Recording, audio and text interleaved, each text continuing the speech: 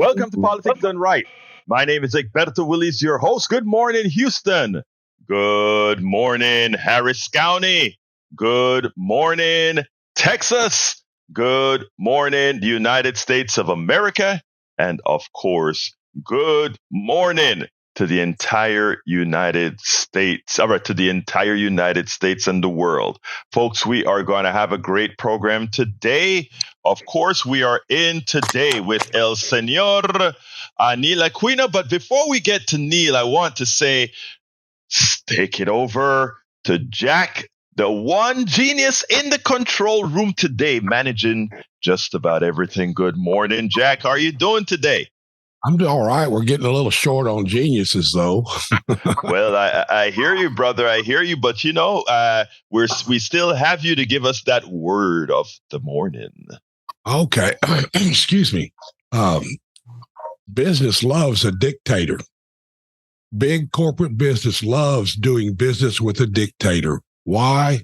Because big business can pay for one man lavishly, build his military and security forces up, and he will oppress the people. So big business can extract resources on the cheap. It costs less to pay a dictator and military than it does to pay for a country's leader who represents and cares for the people with social programs like schools and healthcare. See any resemblance to what's going on in American political system today? Business is trying to install a dictator like Trump so they can make government quit paying for social programs, ecological cost of doing business. The corporate fascists want to install a strongman dictator like Trump or Hitler, so he will suppress the Americans so big business can live on corporate welfare at the taxpayer's expense. If America installs an authoritarian strongman, that's will be the end of democracy. And to which I tell you, Jack, you nailed it in 2 or 3 paragraphs. You nailed it. And that is what we have to fight. We have to fight the misinformation because, people have asked for a long time, why is it that we support Baby Doc? Why is it that we supported Baby Doc? Why did we support Ferdinand Marcos? Why did we support, even for one time, Manuel Antonio Noriega? Why did we support all these different dictators when we always talk about loving a democracy? How comes we overthrew Allende at the expense of Pinochet? Why did we? I mean, if you look at all the people that we tend to support overseas, it's dictators. And for what reason? The reason is exactly the reason that you gave. Now, we always have a curtain that we kind of give the semblance that we're fighting for democracy. But we, here at home, we want democracy just as long as the type of democracy that we have doesn't interfere with whom again, Jack? Who did you mention again, Jack? Corporate business. There you go. Big anyway, corporate business. You nailed it, brother. Today we are honored as well to have our activist, Neil Aquino. Neil Aquino, welcome to Politics Done Right. Today's Thursday. It's Neil Aquino's with us today. Talk to me, brother. Good morning, Egberto, and good morning in the studio. And thank you to everyone for listening across Houston, Harris County, and the Earth today.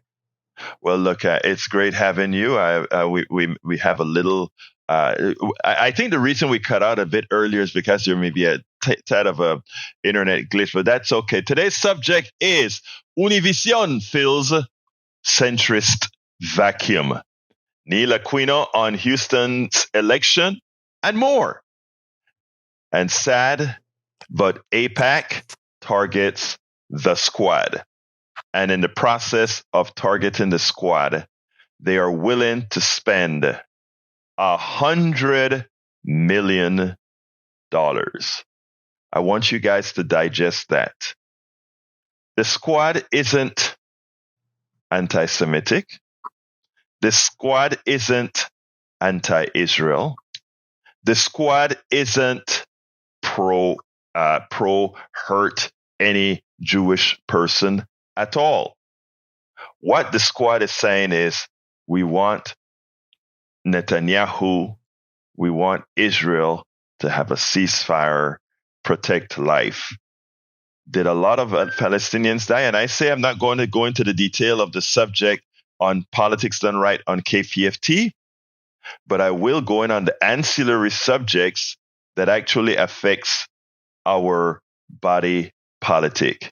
And that is when you have an AIPAC that says, if you decide that you disagree with the policy we have, we will spend $100 million to take you out. Earlier, you heard Jack talk about democracy. If we allowed moneyed interest, the ability to take out 6 or 7 or 8 people they disagree with, think about what that does to our democracy. This must be exposed. But we have Gonzalo on the line before we get even started with the program. So Gonzalo, come on in, my brother. Yes, good morning, Egberto. Good morning, Jack. How are you doing today? We're doing fine. By the way, Gonzalo, we also have a Neil Aquino, activist Neil Aquino on the line as well, on the program as well. Yeah, I just want to talk about what Jack said about 45. I'm not going to say the name. Yes, sir. I slightly disagree with you in the sense that I won't call him dictator because he's not even close to a dictator in his mindset. And I'm just going to refer to one fact. Have you watched his interview with Univision? I saw just the outtakes. I didn't look at the full interview, but it was the outtakes that they took. As usually, they take out. You don't need to watch the entire thing because he didn't say anything of substance. But basically, his predictions is what make me think that he's not a dictator. He's just a clown. Because if I think of these dictators, Fidel Castro died hating the empire. At least he said that. Muhammad Gaddafi died hating the Jewish. Saddam Hussein died hating America, and so on and so forth. Hitler died hating the Jews, or at least they say so. But this clown, at the beginning of his campaign back in 2016, I guess, he said that all Mexicans are rapists. And he referred in his narrow-mindedness to all Hispanic people. Right. So now in 2023, because of a polls and all the data that they're trying to make us think that he is winning, and now he changed his mind. Now we're all wonderful and beautiful and good people. Yes. So that's my take on this. So he's not even close to a dictatorship. Well, he's not a military man. He's just powerful in his dumbness. And I love the word they call Donald dumb, because that's what he is. And I don't think he will be a good candidate. Definitely. Well, I hear you, Gonzalo, and he doesn't. The thing about it is, a dictator doesn't really stand alone, right? Even Castro couldn't stand alone. I mean, you have to have a very strong backing of your entourage as well as your military.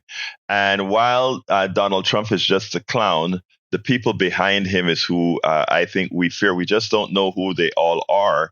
But it's not about Donald Trump is a mouthpiece that we can make fun of.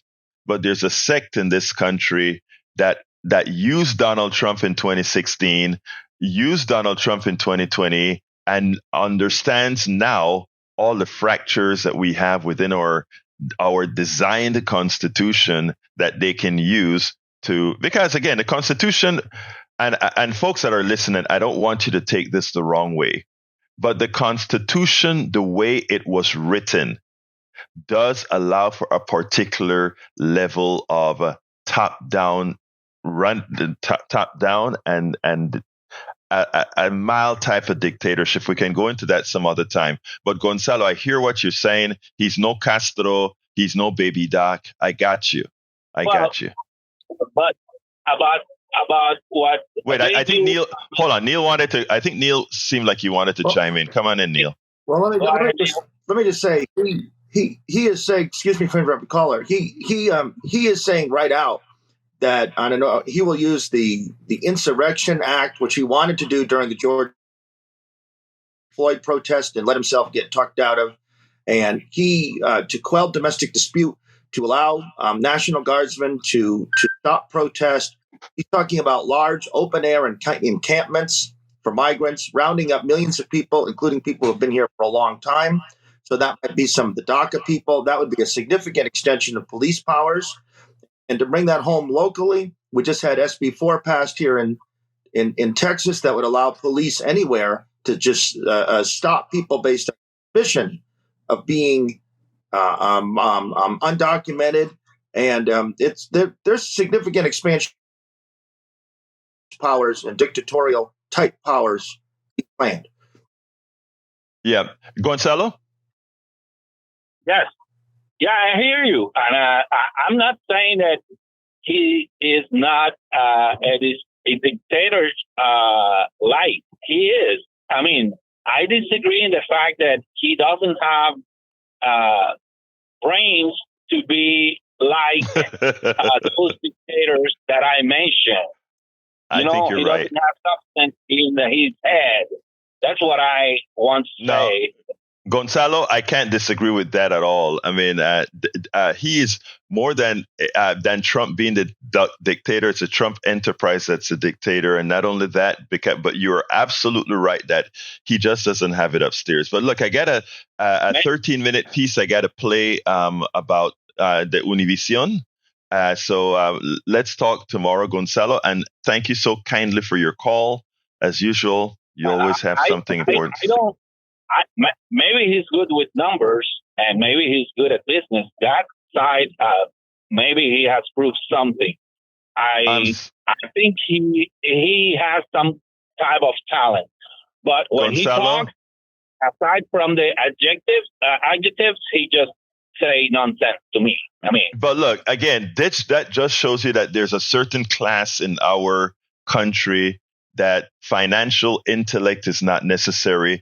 If you were born into money, right, from a father, and you know the history about his father, but if you're born into money, capital speaks in this country. Doesn't matter how dumb you are. Remember, those with capital aren't the ones that create anything. But we'll talk about that another time because it's not the subject of the show unless the people change it. But thank you, Gonzalo. You have a wonderful day, my brother. All right. Have a wonderful day.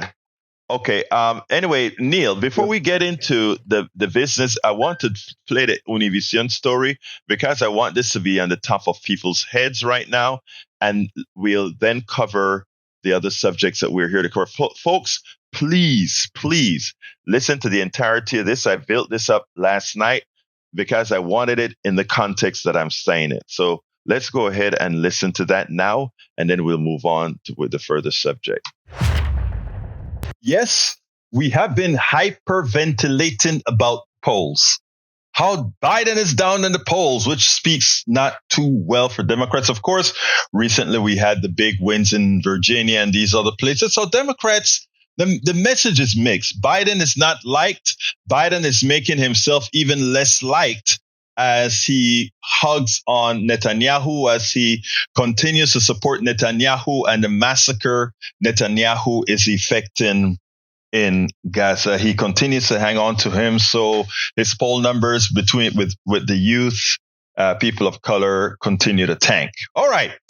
If that wasn't bad enough, I think the absolute worst message that has come out this week is this story about Univision. I want you to listen to this, and then we'll take it on the other side, because there's a lot of work that needs to be done on this. But more importantly, we have to learn with what's occurring at Univision right now. We have to learn the Fox News analogy and where we failed in allowing Fox News to take the minds of many. Check this out, and then we'll take it on the other side. Before he was even elected president, for asking a question. Okay, who's next? Yeah, please. Excuse me, sit down. You weren't called. Sit down. Sit down. I have the right to ask the question. Go back to Univision. Sit down, please. With those ideas, you weren't called. Trump looks over at his staff. A bodyguard walks over and ushers Ramos out of the news conference. The journalist Trump had his security kick out from that press conference was Jorge Ramos, one of the most prominent Latino journalists in the country. Now, Ramos has conducted extended interviews with George H.W. Bush, George W. Bush, Bill Clinton, and Barack Obama. Jorge Ramos is a huge deal, but Donald Trump wanted nothing to do with him. Ramos repeatedly and publicly asked Trump to sit for an interview, and Trump not only declined, but he posted a photo online of a letter Ramos had sent him, claiming that Ramos and his employer Univision were begging him for an interview. Trump's relationship to Ramos and Univision stayed icy throughout his presidency. In 2020, the Trump campaign even put out this press release titled, "Univision is not a news network. It is a leftist propaganda machine and a mouthpiece of the Democrat Party." And that history is why it was so shocking last week when Univision had an hour-long interview with Donald Trump in which he was thrown softball questions like this one. Talking about polls, the New York Times Siena poll came out this week. It has you with a solid lead in 5 of the 6 states that could decide the election, but it also has you with 42% of Latino voters support. That's unprecedented for a Republican candidate. What do you think the message voters are sending with these numbers? Now, the only thing weirder than asking, why are you doing so well with Latino voters, is probably Trump's response to that question. Well, the Latino vote is so incredible because they're unbelievable people. They have incredible skills, incredible energy, and they're very entrepreneurial. All you have to do is look at the owners of Univision. They're unbelievable entrepreneurial people, and they like me. Trump's praise of Univision and its owners was strange, but as more reporting has come out about this interview, things have gotten even stranger. Last week, Semaphore reported that 3 top executives at Univision and its new parent company, Televisa, were in the room during that interview with Trump. Now, that is not entirely crazy on its own. Sometimes executives just show up when high-profile interviews are happening. But this week, the Washington Post reports that that wasn't the only strange thing about that interview with Trump.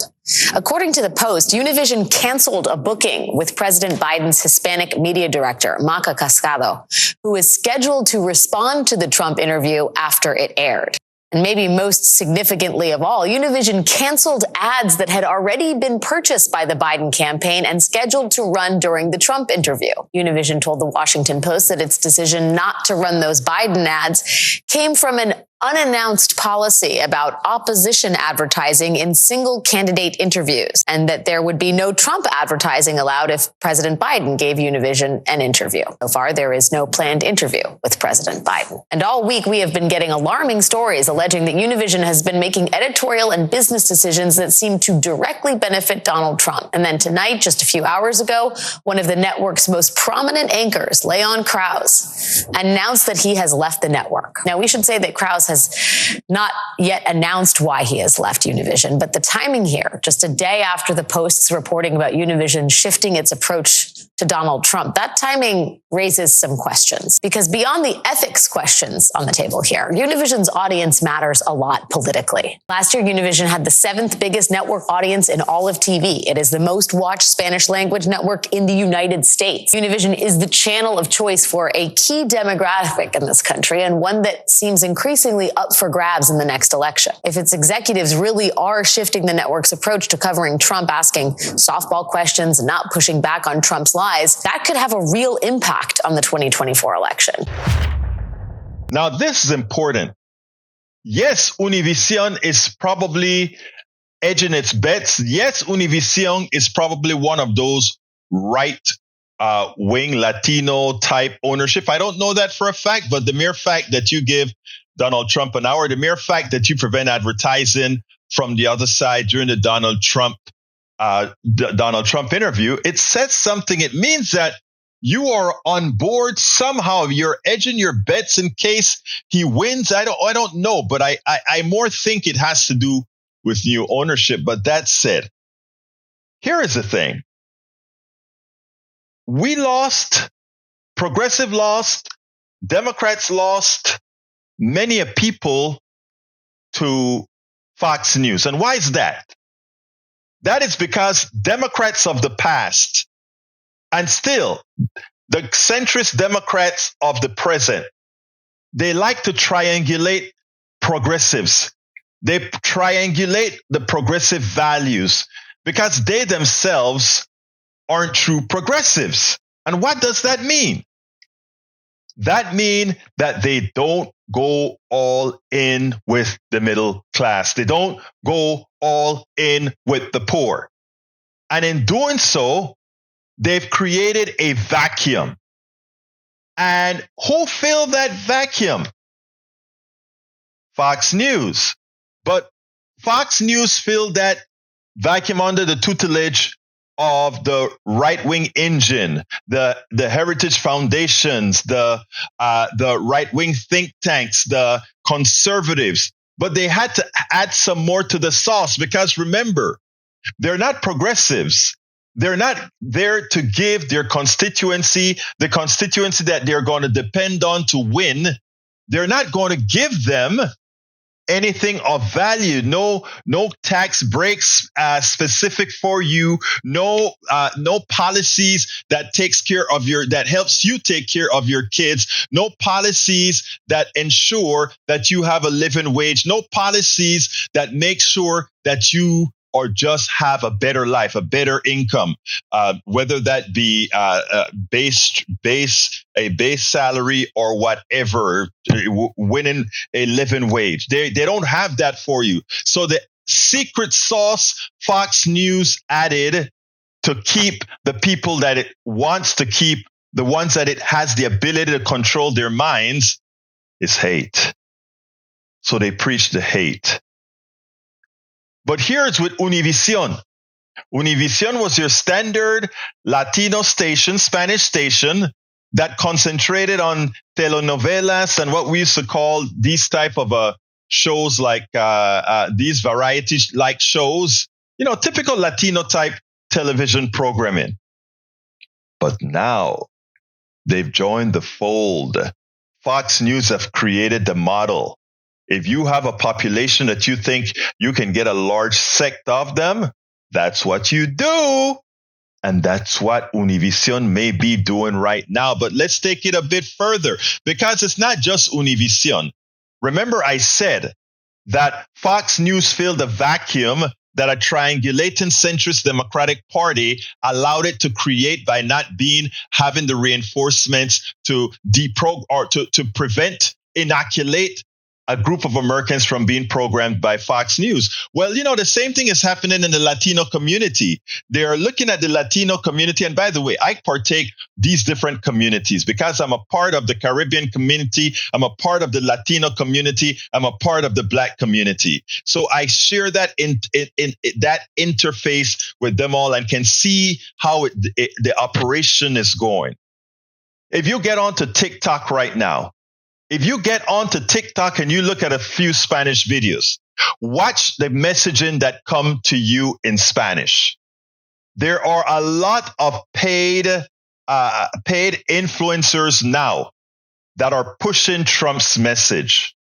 I don't see too many paid Spanish influencers, Latino influencers pushing a progressive message.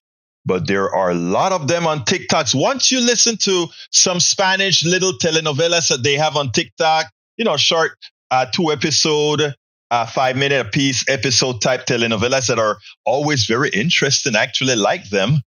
But you take a look at them, you watch a few of them, and your TikTok, the algorithm starts to throw you Spanish politics and Latino type politics, etc.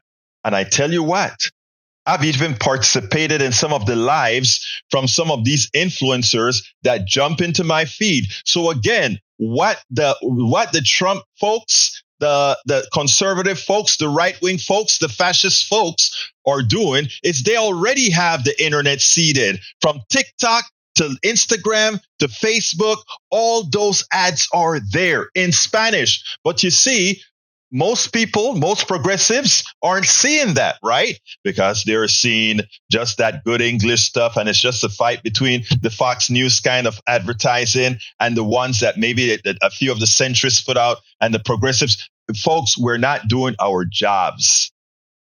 The Latino community is going to look just like the Fox News community if this message isn't heeded. I've been singing this song for over 10 years now, how the Democratic Party, with its elitist people, with the elite, when I say elitist people, I mean elitist consultants, don't know how to talk to these different identities that comprise that big melting pot that is the Democratic Party. And sad that because it is the centrists that controls the party, they have no clue, none whatsoever, in how to deal with the different demographics who yearn the progressive values. They've lost a large percentage of the Fox News voters. I mean, we're still trying to reach them. We're going to keep trying to reach them. But we would never have had to work this far if we had inoculated those brains away from the evil that is the right. Folks, we have the Fox News folks. The Latinos are next to be turned into the Fox News type voter.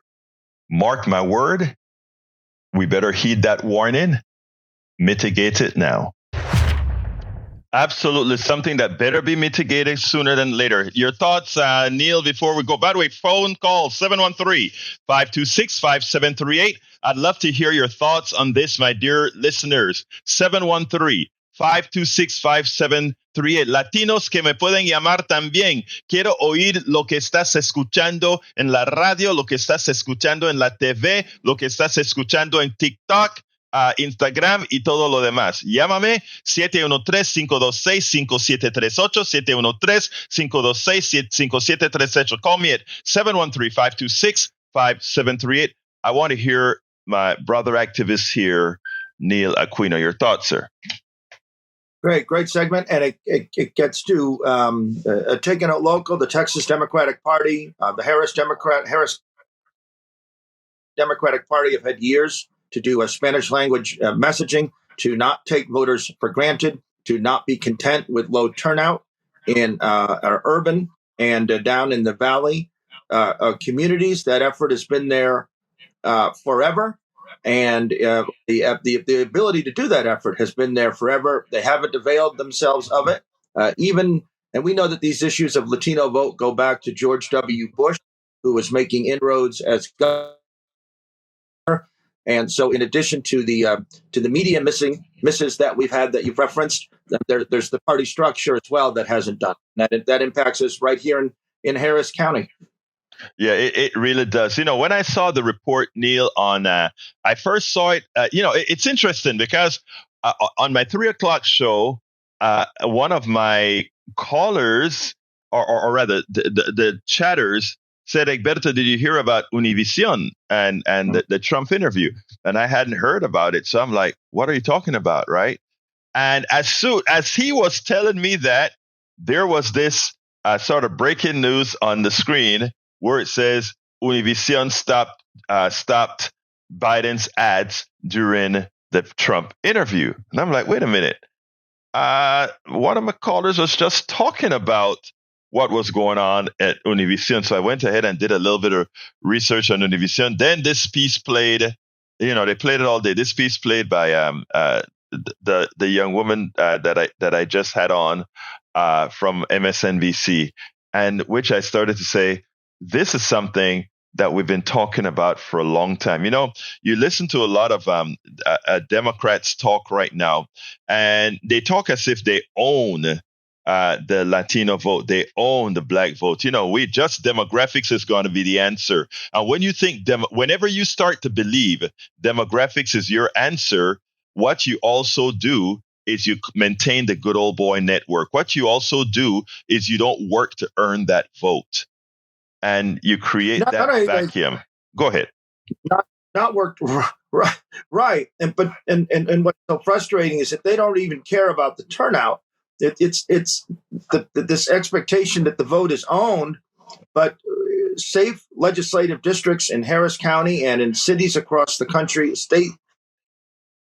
the state level, the turnout is consistently lousy, and these representatives who are in these seats forever and ever and ever don't do anything to generate that turnout. So it's not even that they, in addition to just expecting that the votes are there, at the same time, they don't really want too many of those votes because they're afraid of a primary challenger or being challenged. And then when we need these votes for statewide candidates, with Beto losing by only 3% to Ted Cruz, imagine if there had been consistent turnout from all these safe districts, and they sit there for years and years and don't care. That is so very true. And again, I think that is a part of the thought process where you think you own the vote. You're going to get the vote. What's the point? And this is where they only think about themselves as opposed to in general what folks need to think about. It is a sad case. But anyway, Neil, you came on to speak about a particular issue with regards to the school board. But before we go, folks, you can always bring up this issue if you give us a call at 713-526-5738, extension number 2 to speak on air. Llámanos al 713-526-5738, extensión número 2 para hablar inmediatamente en el aire, 713-526-5738. Go along, my brother. Great. So I'm Neil Aquino with the Houston Democracy Project. The Houston Democracy Project, you can Google it. It'll come up. I've got a daily blog. I'm working hard to make the protection of democracy and expansion of democracy a big issue in Harris County politics in 2024. It's at neilaquino.com, NEILAQINO.com, and the Houston Democracy Project. So please give it a look. And we'll just talk briefly about, just so we don't forget, the HISD takeover, where we've lost our elected school board in what was just 60 years ago at Jim Crow City. And I watched the board meeting last week. I watched it on the HISD TV. 74 speakers came, and that is excellent news. So there remains. We kind of lost Neil for a while. Neil was about to tell us, I think he's going to come back. He may be having a little bit of internet problems right now. But anyway, folks, give us a call, 713-526-5738. Again, that number is 713-526-5738. As soon as Neil, he's back. Yeah, Neil, you drop out every so often, which tells me there's maybe a little internet. Yes, go ahead. They're trying to cut the satellite link, but we're back. Yes, and we're back. And so, community values, voices of public education. But I just wanted to comment. There was a moment during the school board, and this is on the Houston Democracy Project blog. There was a moment during the school board meeting where a woman named Maria Benzon was testifying. She ran against Sue Dygart and lost. Sue Dygart is an HISD board member. The board members are still board members, actually, but they have no power. But she ran in 2021, lost, accepted the result, and she spoke for just 1 minute. This is a citizen activist, lost the race, respected the result, spoke for her 1 minute about Mike Miles and the board. And she was on Zoom at the same time as, it's a good visual on the blog, with Jeanette Garza Lindner, who also lost her school board race to Elizabeth Santos, but then applied to be, and this is a Democrat, someone who said they were a Democrat, applied to be on the board of managers, was accepted, and is now on the board of managers, not respecting the results of the democracy. So these two women were just a partner next to each other because they were both on Zoom. And I was just struck by the role of individual decision-making that we make. So we talk about the big forces, and that's real. There's the oligarchs, there's the big media companies. But here at this local level, there are individual citizens, and all of us are making decisions about how we're handling this authoritarian moment, what we're going to do. Are we going to fight independently like Maria Benzon? I'll take that 1 minute, go to the meeting, stick it out. Or are we going to be like Jeanette Garza Lindner, who I've referenced before, because the act of losing a school board race and then accepting from Governor Abbott an authoritarian to be on the board of managers is such an egregious thing. It's such an egregious thing. And I want to just continue to highlight it. That board of managers is, I believe the next school board meeting is December 5th. You can sign up to speak the day before. Community Voices for Public Education always has the links on their website. And I would encourage people to not forget that issue, to continue to advocate for it. And it's a huge issue of democracy. I think that's a very important issue. You cut out there again for a while, Neil. We have a caller, Emmanuel. Come on in, Emmanuel. How are you doing today, my brother? Hey, good morning, hermano. How are you? I'm doing fine, hermano. Talk to me. Okay, look, the verdad, la realidad, is that the Republicans are much more aggressive. Yes. Republicans do things that is outrageous. They got more, como dicen, más cojones. Right. Democrats. I got a bigger raise in the military under George Bush. Yo serví 23 años, 23 years. Mm-hmm. The biggest raise came under Republicans. And that's the reason why the Republicans are seen to be more ahead. They win certain areas that they need to win because they're much more aggressive. The truth was to be told, when the election came between George Bush and Al Gore, I thought Al Gore was a win. I voted for George Bush. Yo soy demócrata, and I'm a Democrat. Because I know that George Bush had more, it could get things done the way. I mean, you know what I'm saying? No, let me just say, Emmanuel, I believe it or not, I truly understand where you're coming from. I mean, everybody at some point look at their personal economy. So así que entiendo eso, understand that. But here's the issue. And, you know, there were times in our history where folks could make a personal decision and where it's, you know, look, voting for a George Bush, when you look at all the things in context, we have to remember his daddy was tú eres de Panama. You're from Panama. So you're going to understand what I'm saying here. When his dad, Bush number 1, killed thousands of Panamanians to just get Noriega, that alone was for me. Well, it was you voted for his son, not that for me was an issue, right? But let's go to the now. What you're talking about when you say the Republicans have more cojones, they have more brawl. Let me give an example. You said, listen to what you said. You said you got bigger raises under Republicans for these people who generally vote Republicans. You were military. You got bigger raises. Republicans would kind of give the impression that they're supporting these people to get their vote.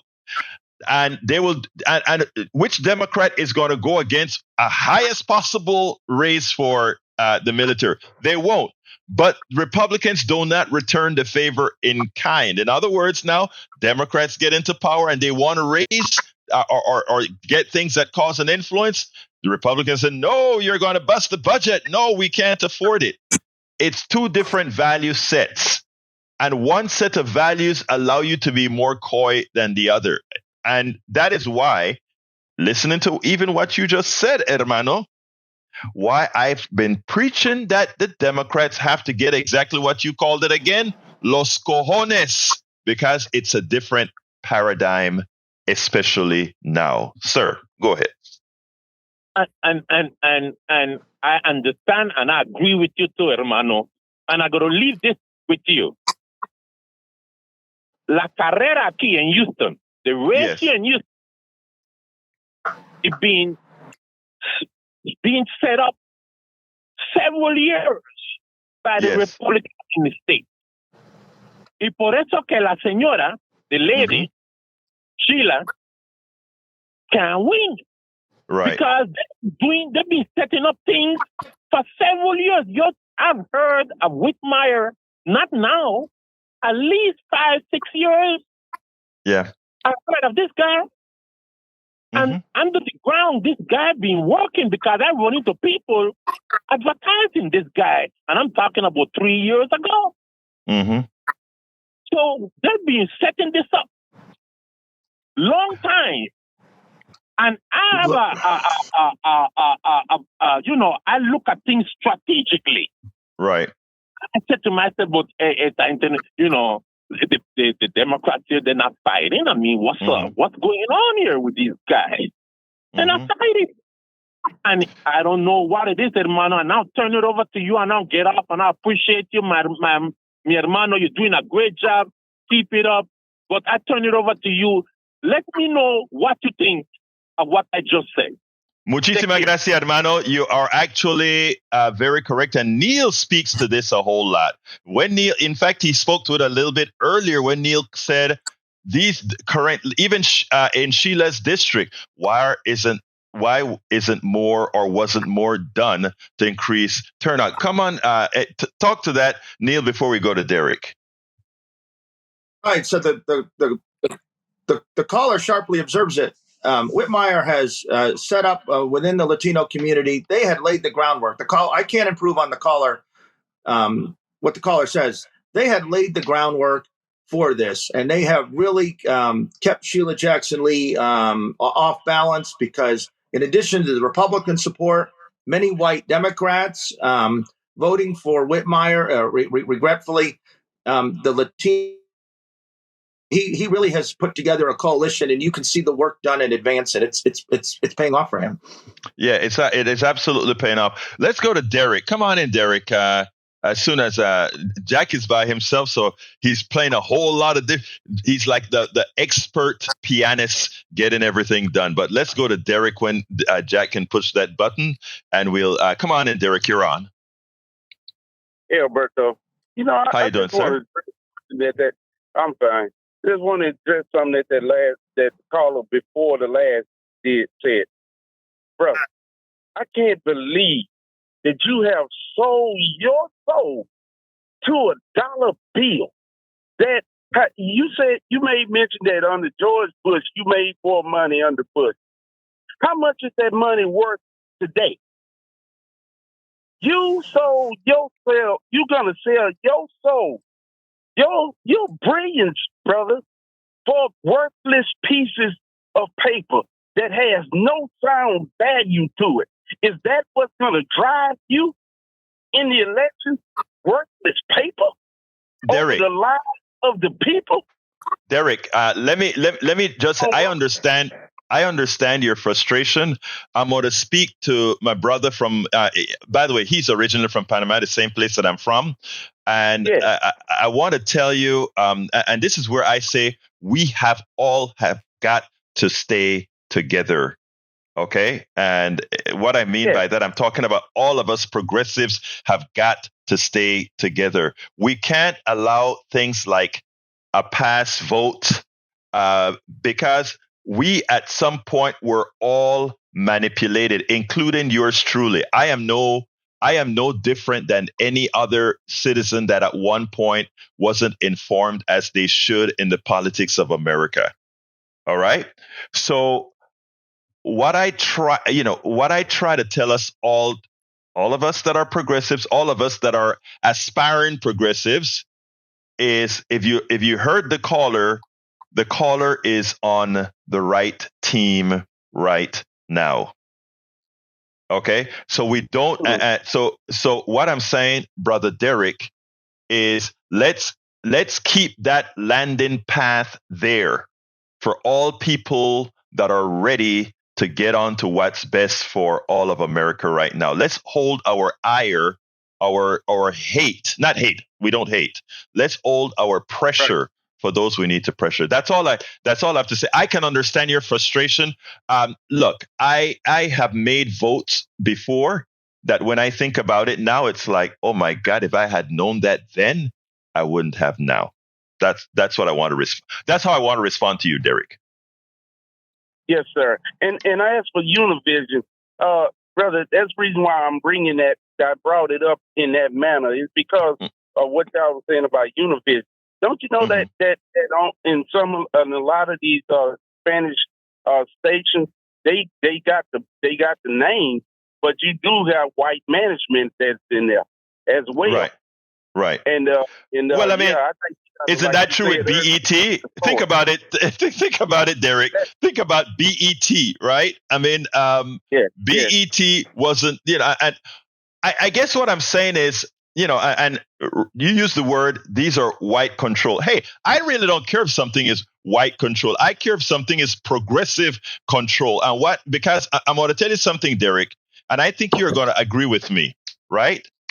I would take a Bernie Sanders running something over a Clarence Thomas running something. I think you would agree with me on that. So I'm saying, what you dealing with Univision now? Because you did say there was yes, sir. Leadership that's probably there. Yes, sir. But here's the thing: if the guy who sold Johnson, the guy who sold BET to corporate America, right? He made over several $1 billion. He came on national TV and he spoke against everything you and I believe in. He spoke about policies that hurt Black, Latino, and poor white people. What I'm trying to promote with my program here, Brother Derek, is the following. The race issue is always a tool. It's always a tool. And we cannot concentrate on the tool. We have to concentrate on the system itself, which needs that tool to survive. Hey, Derek, the phones are filling up. I want to just thank you for calling and thank you for staying engaged, brother. All right. Peace. Have a good one. Peace. Let's go to Augie. Augie, great supporter of this station. And I have to mention this over and over again because, brothers, Augie supports this station above and beyond. And he's also a participant in what we do. Augie, talk to me. Well, Manuel was wrong. George W. had no cojones. He was a draft dodger by joining the National Guard. And the unit he was in was called the Champagne Unit because the unit he was in, they were all the sons of prominent people, and they avoided the draft. The National Guard, what we used to call them, the NG for National Guard, was the no-go outfit. And I talked to another guy in Southeast Asia, and called the National Guard, the NG, Nixon's Girlies. So no, George W. had no cojones. Hermano, let me tell you what we mean by cojones, because in this case, I think it's important that we get it. We're not talking about they have cojones for themselves, that they're going to go out and fight and save anybody. We mean they have cojones politically, that they don't care what. Think about, I call what Trump does cojones. Trump used to hate Latinos until Univision came along, and now he loves Latinos, right? That's some cojones, man. Go ahead, August. Yeah. Well, no, that's more like a crook. Cojones had nothing to do with it. Cojones was John Kerry. He was captain of a swift boat. He's a man. Yes. Cojones. And under George W. and then the Republicans, they've done more to hurt the military than the Democrats have. Under Ronald Reagan, he created BARC, the Base Alignment Reassessment Committee, because the Republicans were cowards by doing it themselves. And they had this committee reduce the military and shut down the bases. And I had a Republican guy blame Bill Clinton for shutting down the military. He had nothing to do with it. It was Ronald Reagan and the Republicans who created BARC, and they shut down military hospitals. And then the military didn't make that much money, so it had the BX where they could go shopping because it was more expensive to go to department stores off base. I remember that, the PX. Yeah.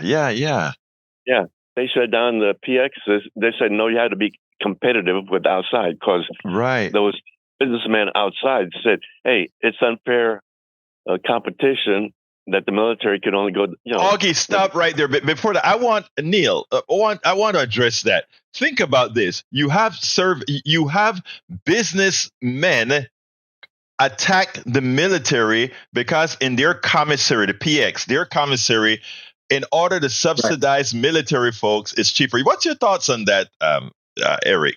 Oh, not Eric, Neil. Right. I mean, that to me, tell me if my analogy is correct. That rings a bell with, the government tried to buy drugs, for at a lower rate. They wouldn't let the government buy drugs to help folks out at a lower rate. It's the same exact concept, Neil. You're frozen, but it's the same exact concept. Come on back in, Augie, until Neil unfreezes. Go ahead. Yeah, and the Republicans would attack people who were on food stamps. Well, if they went into the commissary, I saw a young Army guy with his wife and children. They had food stamps. Yeah, but they weren't getting enough pay, and they qualified for food stamps. And here they are, Republicans attacking people on food stamps. They insult people. Absolutely. Hey, Augie, the lines are filling up, so I need to move on. But thank you so kindly for calling in, and I have something smart to say, brother. You have a peace, okay? Thank you. Thank you, hermano. Let's go to Moses. Come on in, Moses. Good morning, hermano. ¿Cómo estás? Buenos días, mi hermana. ¿Cómo estás? Talk to me. Bien, muy bien. Okay, let me agree with Augie. What we don't see is that, number one, the Hispanics are not stupid, as we think. They feel the pain that Greg Abbott is putting on them in the river. They feel the pain that Donald Trump and his insults over those years have been putting on them. They feel the pain. And yes, Trump with Univision is exactly as his color is, yellow, hiding behind Univision to fish the Hispanics out of the pain of the dead families in the rivers and in the desert. Why do you think the runoff is a runoff between Sheila and who's the other guy? Whitmer. Whitmer. Why do you think the votes were so close that they had to be a runoff? So, we need to have eyes to see and ears to hear and understand. The Hispanics are not that stupid. They know the pain that they are feeling. They know where that pain is coming from. And when it comes time to voting, you will be surprised that they will, like you said, you are from Venezuela. Yeah, I'm Latino. Yeah, I am Latino. But let me just say this. Let me finish. They will feel that they will feel that complete historical and present pain that the Republicans have put on them over and over again up to this time. Right. Mm-hmm. Are you done, Moses? Can I talk now? Yeah, go ahead. Thank you, ma'am. I appreciate that. Now, Moses, here's the deal. I listen to all the commercials in Spanish, both on TikTok, on the radio, on TV. And let me tell you, while they are misleading, they're effective. And just like I don't look at the Fox News voter, the guy from the Midwest, or a lot of us like to call these people stupid. They're not. They're misinformed, ill-informed, etc. And that is what is occurring with the Latino community, with Univision, and a lot of the ads that I hear on Spanish TV, on Spanish radio, and on Spanish TikTok.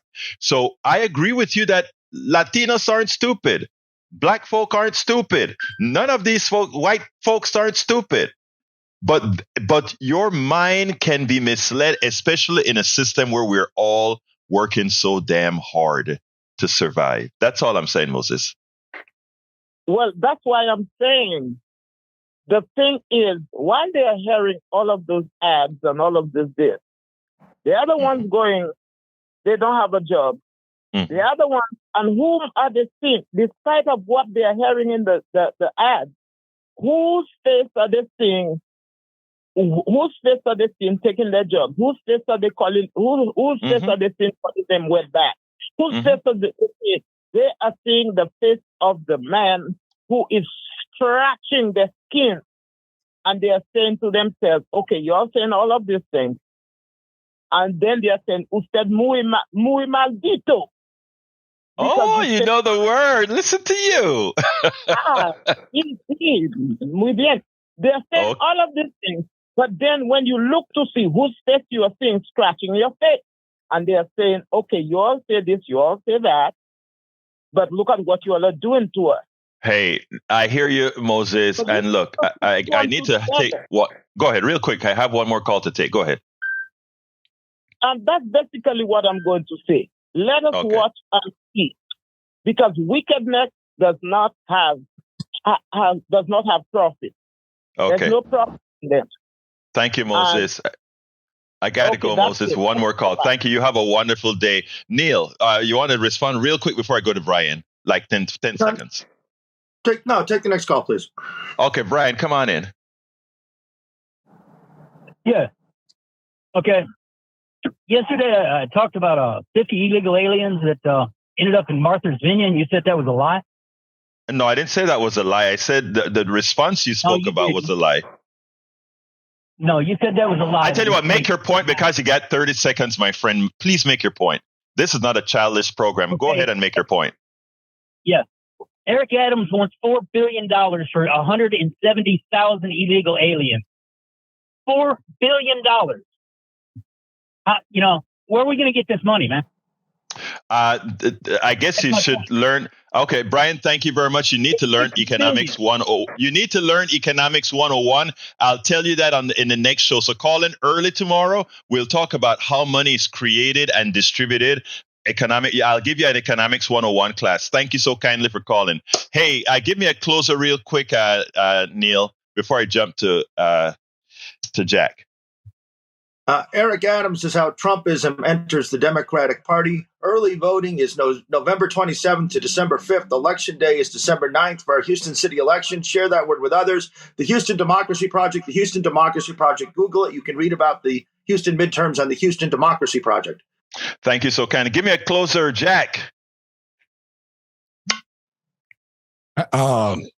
Kathy called and said that the Latinos think of Donald Trump as Daddy Trump because of all the stimulus checks they got. Well, I tell you what, we'll talk about that the next show because we got to go now. Anyway, folks, my name is Egberto Willis. I want to thank Jack. I want to thank Neil Aquino. I want to thank all of my callers for a great conversation. My name is Egberto Willis. This is Politics and Right, and you guys know how I end this baby. I am what? Out. We spend a lot of time deconstructing the news, trying to parse it into a form that everybody can understand. We try to find those little nitpicks where it flies above the fray, etc.